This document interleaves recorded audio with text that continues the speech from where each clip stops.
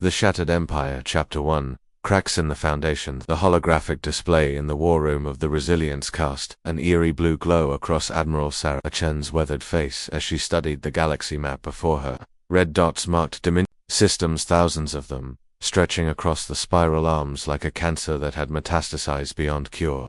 For 3 years, humanity had fought a desperate guerrilla war against an empire that seemed invincible. But Sarah's experienced eye now saw something her enemies did not: weakness. "Commander Toches," she called to her intelligence officer, "show me the supply route analysis again." Marcus Torres stepped forward, his fingers dancing across the holographic interface. The display shifted, revealing a complex web of shipping lanes, fuel depots, and supply stations that connected the vast Dominion Empire like arteries feeding a massive organism. "Every analysis confirms it," Admiral Marcus reported, his voice tight with controlled excitement. "The Dominion's strength isn't just their fleets, it's their logistics network. Take that away, and even their most powerful dreadnoughts become floating coffins." Dr. Elena Buscas, humanity's foremost expert on Dominion technology, leaned forward from her position at the analysis station. "The reptilians have always relied on overwhelming force," she said, her voice carrying the weight of years spent studying their enemies. "Their entire military doctrine is built around the assumption that their supply lines are untouchable." Sarah's lips curved in a predatory smile that had nothing to do with warmth. Around the conference table, her senior staff, the survivors of humanity's near extinction, waited with the patience of apex predators sensing wounded prey. "Gentlemen, ladies," Sarah said, her voice carrying the authority of someone who had led her species back from the brink of annihilation. "We've been fighting this war all wrong. We've been trying to match their strength with strength, their fleets with our fleets. But empires don't fall because they lose battles, they fall because they can't sustain the war." Captain Rivera of the Defiance shifted in his chair, the scars on his face testament to 3 years of desperate fighting. "Admiral, even if we could disrupt their supply lines, we're talking about targets scattered across half the galaxy. We don't have the ships or the manpower for that kind of operation." "No," Sarah agreed, "but we have something better. We have desperation, and we have intelligence." She gestured to Lieutenant Commander Yuki Tanaka, head of Special Operations. "Yuki, tell them about Ghost Protocol." Tanaka stood, her slight frame belying the deadly reputation she had earned in the shadows of the war. "For the past year, we've been infiltrating Dominion space using modified stealth ships and sympathetic alien populations. We now have sleeper cells in over 200 key systems, all waiting for activation." The room fell silent as the implications sank in. Commander Jackson of the Retribution was the first to speak, his voice filled with awe. "You're talking about a coordinated strike across the entire Dominion Empire all at once." "Not all at once," Sarah corrected, "in sequence. We hit their fuel depots first, stranding their patrol fleets, then their ammunition factories, leaving their remaining ships defenseless. Finally, their command and control networks, leaving them blind and unable to coordinate a response." Through the viewport, the stars wheeled slowly past as the human fleet maintained its position in the dark between systems. Out there, in the vast reaches of space, the Dominion Empire continued its business of conquest and oppression, unaware that humanity had finally found the weapon that could bring them down. Sarah touched a control, and the holographic display zoomed in on a remote system at the edge of Dominion space. "We start here," she said. Kepler Station, the primary fuel depot for the entire Outer Rim fleet. 1 ship, 1 mission, maximum impact. "When do we begin?" Torres asked. Sarah's smile turned sharp as a blade. "We already have." Chapter 2, The Invisible War. 3 days earlier, in the shadow of Kepler Station's massive fuel processing platforms, the stealth ship Wraith hung motionless in space like a ghost made of metal and determination. Captain Lisa Park pressed herself against the hull's inner wall, feeling the ship's cloaking field hum through the metal as it bent light and sensor waves around them. "Patrol vessel passing at 2,000 meters, whispered Sergeant Martinez from the sensor station. "They're not detecting us," Park nodded, her enhanced cybernetic eye allowing her to see through the ship's hull and observe the massive Dominion installation below. Kepler Station was a monument to the Empire's industrial might, dozens of processing platforms connected by transport tubes, all feeding fuel to the vast storage tanks that could supply an entire battle fleet for months. "Intel package confirms our targeting data," reported Lieutenant Foster, the mission's demolitions expert.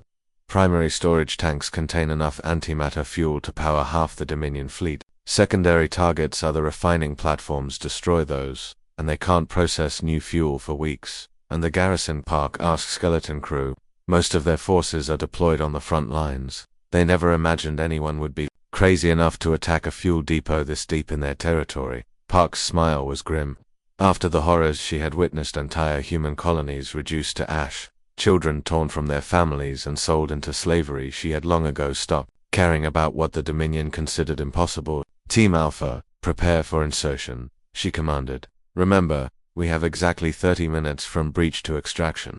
Any longer, and their response fleet will arrive before we can escape. The Wraith's airlock cycled silently, and 6 figures, in stealth suits, drifted out into the void, their movements invisible to Dominion sensors. Park led them through the maze of station superstructure, using magnetic grapples and thruster packs to navigate the zero-gravity environment. The infiltration was a work of art born from years of desperate innovation. Human engineers had developed technology that could slice through Dominion hull plating like paper, while human hackers had learned to turn the Empire's own security systems against them. Within minutes, Park's team had bypassed 3 layers of defenses and stood inside the station's primary fuel storage complex. Charges set, Foster reported, his voice tight with concentration. Quantum explosives keyed to detonate in cascade sequence. When these go off, the chain reaction will take out the entire complex. Park looked around the vast chamber, its walls lined with tanks containing enough destructive potential to crack a moon. In a few minutes all of this would be gone, and with it, the Dominion's ability to maintain their stranglehold on 36 star systems. Extraction in 5 minutes, she announced. Let's go home. The return journey to the Wraith felt like an eternity, every shadow potentially hiding a Dominion patrol, every sound potentially their doom. But luck and skill held, and soon they were back aboard their ship, accelerating away from the station at maximum stealth. Park watched through the ship's sensors as they reached minimum safe distance. Foster, you may fire when ready. The explosion, when it came, was visible from 3 light-years away. Kepler Station's fuel complex went up in a chain reaction that turned night into day across half the system, the shockwave destroying everything within 1,000 kilometers and leaving the Dominion fleet in the region stranded without fuel. Message transmitted to Admiral Chen, reported the communications officer. Package delivered successfully. Park nodded, but her expression remained grim. 1 depot down, hundreds to go. The real war was just beginning. Chapter 3. The Network. Burns. The destruction of Kepler Station sent shockwaves through the Dominion fleet that went far beyond the physical explosion. In the command center of the Eternal Dominance, High Admiral Kekstar stared at the tactical display with growing disbelief as red icons, representing fuel shortages, began appearing across his fleet disposition. Explain to me, he hissed to his intelligence officer, how a single human ship penetrated our defenses and destroyed a facility guarded by an entire battle group. The reptilian officer's scales rippled with nervous color changes. High Admiral, our analysis suggests the humans used advanced stealth technology, combined with inside knowledge of our security protocols. The attack was precisely targeted to cause maximum damage to our fuel reserves. Kekstar's claws extended involuntarily. 1 attack, 1 facility. Surely we can reroute supplies from other depots. That may be problematic, sir. The officer's voice dropped to barely above a whisper. We're receiving reports of similar attacks across 7 other systems. The humans appear to have struck simultaneously. The bridge fell silent except for the hum of life support systems and the distant vibration of the ship's engines. Kekstar felt something he had not experienced in decades of conquest and certainty. Show me, he commanded. The tactical display expanded, revealing a nightmare scenario that no Dominion strategist had ever contemplated. Across the Empire's territory, fuel depots were going dark one by one. Supply convoys were disappearing without a trace. Weapons factories were reporting catastrophic explosions that destroyed months of production in minutes. They're not attacking our fleets, Kekstar realized with growing horror. They're attacking our ability to maintain our fleets. Meanwhile, in a hidden asteroid base in the Veil Nebula, Admiral Sarah Chen watched the same tactical display with savage satisfaction. Around her, the command center of the human resistance buzzed with controlled activity as reports flooded in from across the galaxy. Phoenix team reports successful demolition of the Rigel ammunition complex, announced Commander Torres. That's 3 major munitions factories offline in the past 6 hours. Dragon team has eliminated the supply convoy heading for the Centauri battle group, added Lieutenant Tanaka. The Dominion's 7th Fleet is now operating at 30% ammunition capacity. Sarah nodded, her enhanced neural implants processing the flood of tactical data with inhuman speed. The modifications her people had received from the Haven colony were burning out their nervous systems, but they had given humanity one crucial advantage: the ability to coordinate complex operations across vast distances with perfect precision. Status on the communication nexuses, she asked. Dr. Vasquez looked up from her analysis station, her face flushed with excitement. Better than we hoped, Admiral. Our virus has infected 47% of the Dominion's communication network. They're losing coordination between fleet elements, and their response times are increasing exponentially. Through the neural link she shared with her enhanced officers, Sarah could feel the satisfaction of her people as they watched the Dominion Empire begin to crumble from within. But she also felt something else: the constant burn of the genetic modifications that were slowly killing them all. They had weeks, maybe days, before the enhancements would kill them, but in that time, they were going to tear the Dominion Empire apart piece by piece. Initiate Phase 3, Sarah commanded. All Ghost Protocol assets are authorized to engage their primary targets. It's time to cut the head off the snake. Chapter 4, Empire in Free Fall. The Dominion Central Command Complex on Zarian Prime had stood unconquered for over 1,000 years. Its massive pyramidal structure serving as both fortress and symbol of the Empire's eternal dominance. Deep within its armored core, High Command Lord Vextalon studied the disaster reports with growing desperation. Casualties? He asked his aide, though he dreaded the answer. 73 supply depots destroyed or damaged beyond repair. 42 weapons manufacturing facilities offline. Our fleet readiness has dropped to 47% and continues to decline. The aide's voice trembled with barely controlled panic. My lord, at this rate, we'll lose the ability to maintain offensive operations within days. Vextalon's ancient eyes closed as he contemplated the impossible. The Dominion had conquered species across the galaxy through overwhelming force and superior logistics. No enemy had ever thought to attack their supply chains, because no enemy had ever possessed the capability to do so across such vast distances. The humans, he said quietly. How are they coordinating these attacks? Unknown, my lord. Our intelligence networks report no unusual human fleet movements. These appear to be small team operations, using stolen or modified technology. Stolen technology. Vextalon's eyes snapped open. You mean our own systems are being used against us? Before the aide could answer, alarms began blaring throughout the complex. Emergency lights bathed the command center in red as automated voices announced, security breach in Sector 7. All units respond immediately. Vextalon felt his blood turn to ice. Sector 7...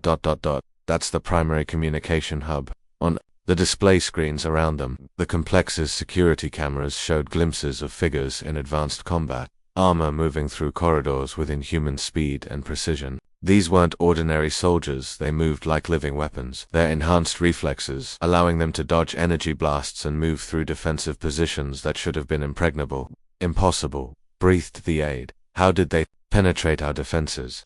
The answer came in the form of an explosion that shook the entire complex, through the neural link that connected her to every enhanced human in the galaxy. Admiral Sarah Chen felt the satisfaction of her Ghost Team Alpha as they completed their mission. Thousands of light years away, on her flagship in the Veil Nebula, Sarah watched as the Dominion's galaxy-spanning communication network went dark system by system. Without their coordination infrastructure, the Empire's fleets were blind, deaf, and mutilated units scattered across the galaxy with no way to coordinate their defense.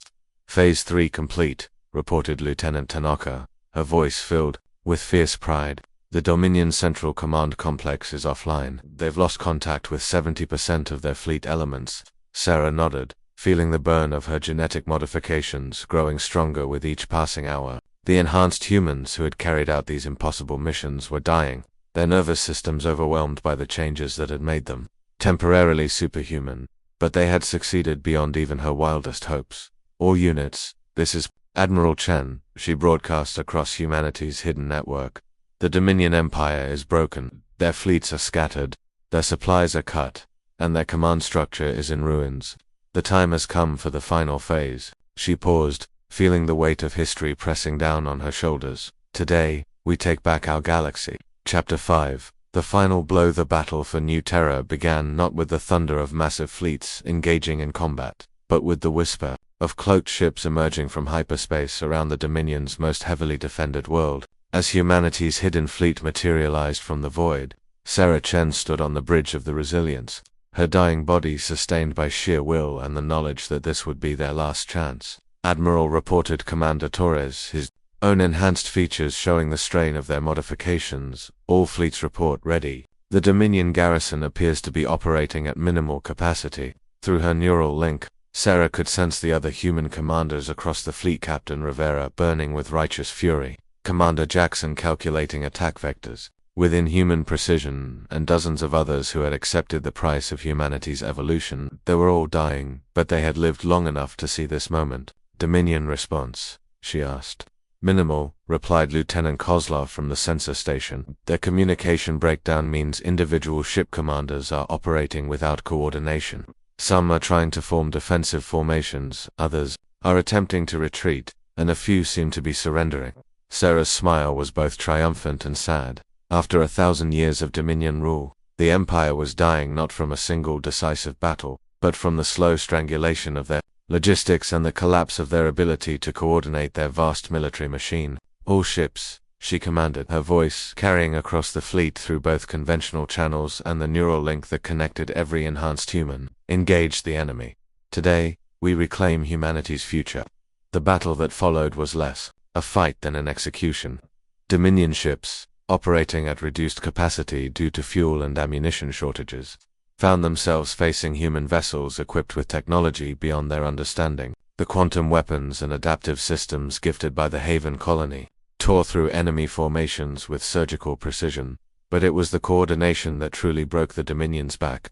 While their ships operated as individual units, confused and isolated, the human fleet moved as a single organism. Every shot was calculated, every movement coordinated, every tactical decision shared instantaneously across the entire force. High Admiral Chen, commanding the Dominion's defense from his crippled flagship, watched in horror as his empire's thousand-year dominance crumbled in a matter of hours. His ships, starved of fuel and ammunition, could barely maintain shields, let alone mount an effective defense. Request terms of surrender, he finally commanded, his voice heavy with defeat. Sarah received the transmission on the bridge of the Resilience, feeling the collective satisfaction of her enhanced crews through their shared neural link. But there was no joy in victory, only the grim knowledge of what it had cost. Rejected, she replied simply. The Dominion showed no mercy to the billions they enslaved and murdered. They will receive none from us. The last Dominion ship died, in the light of New Terra's sun, its destruction marking the end of an empire that had ruled the galaxy through fear and brutality. In the aftermath, as human ships moved to secure the planet and liberate its population, Sarah stood quietly on her bridge and felt the neural link that connected her to her people beginning to fade. The genetic modifications were finally claiming their price. One by one, the enhanced humans who had made this victory possible were burning out, their nervous systems overwhelmed by the changes that had briefly made them superhuman. Admiral Torres said quietly, his own voice showing the strain. The planet is secure. The civilian population is safe. Sarah nodded, her vision beginning to blur as the neural implants sent spikes of pain through her skull. Send word to all human colonies, she commanded. The Dominion Empire is broken. The galaxy is free. Chapter 6. Phoenix Rising. 6 months after the fall of New Terra, the galaxy was a very different place. In the rebuilt command center on Earth, humanity's homeworld, liberated after decades of Dominion occupation, President Michael Harrison stood before a holographic display, showing the new galactic map. Where once red markers had shown Dominion control, now a patchwork of different colors represented dozens of species reclaiming their independence. Humanity's tactical brilliance had not only freed their own people but had triggered a galaxy uprising against Dominion rule. Status report, Harrison requested from his intelligence chief. The last major Dominion stronghold fell yesterday, came the reply. Admiral Chen's strategy worked perfectly without their logistics network. Their fleets couldn't maintain operations across their territory. Most surrendered rather than face starvation in space. Harrison nodded, though his expression remained somber. The victory had come at a terrible price. Of the enhanced humans who had led the uprising, fewer than a dozen had survived the genetic modifications that had made their impossible coordination possible. Sarah Chen herself had died 3 Days after the battle for New Terra, her body finally succumbing to the changes that had briefly made her superhuman, and the reconstruction efforts proceeding ahead of schedule. The technologies we recovered from the Haven colony are being disseminated to human settlements across the galaxy. Our shipyards are already producing vessels that exceed anything the Dominion ever built. Harrison could see the orbital shipyards where humanity's new fleet was taking shape. These weren't the desperate, jury-rigged vessels that had fought the guerrilla war, but sleek ships of war and exploration that represented humanity's true potential. Sir, the intelligence chief continued, we've also received confirmation that 12 other species are requesting alliance treaties. They want to ensure that nothing like the Dominion ever rises again. Harrison smiled for the first time in months. Schedule the meetings. It's time to build something better than an empire. Time to build a true galactic community. In the memorial hall dedicated to those who had given their lives for freedom, a hologram of Admiral Sarah Chen flickered softly in the eternal flame. Her final message, recorded just hours before her death, played continuously for the visitors who came to pay their respects. We didn't fight the Dominion to become them. We fought to prove that intelligence, determination, and sacrifice could overcome any tyranny. The galaxy is free not because we were stronger, but because we were smarter, because we were willing to pay any price for the future of all sentient life. The message concluded with words that would become humanity's new motto: from the ashes of empire, we rise not as conquerors, but as guardians of freedom. As Harrison watched the construction of humanity's new fleet through his office window, he reflected on the lessons of the war. The Dominion had fallen not because they were defeated in battle, but because they had forgotten that true strength came not from overwhelming force, but from the networks of support, supply, and cooperation that sustained civilization itself. Humanity had learned that lesson at the cost of thousands of lives, but they had learned it well. The new galactic alliance would be built on mutual support rather than domination, on shared resources rather than exploitation, and on the understanding that even the mightiest empire was only as strong as its weakest link. The Dominion War was over, but the real work building a better galaxy was just beginning. In the vast reaches of space, where once Dominion patrol fleets had enforced brutal order, ships of a dozen species now traveled freely under the protection of the Galactic Defense Alliance. Trade flourished where once there had been only tribute, knowledge was shared where once there had been only oppression, and at the heart of it all, humanity stood not as rulers but as partners, their tactical brilliance now directed toward building, rather than destroying. Their determination focused on ensuring that the dark days of the Dominion would never return. The galaxy had learned that empires built on fear and force were inherently fragile, but communities built on cooperation and mutual respects, those could endure forever. The end. The Dominion had thought themselves invincible, but they had forgotten the most fundamental truth of war. Victory belongs not to the strongest, but to those who understand that true power comes from unity, intelligence, and the willingness to sacrifice everything for the freedom of others. In breaking the Empire's supply lines, humanity had done more than win a war. They had proven that even the mightiest tyranny could fall when faced with the determination of those who refused to surrender their freedom. The galaxy was free, and it would remain so as long as beings remembered the price of that freedom.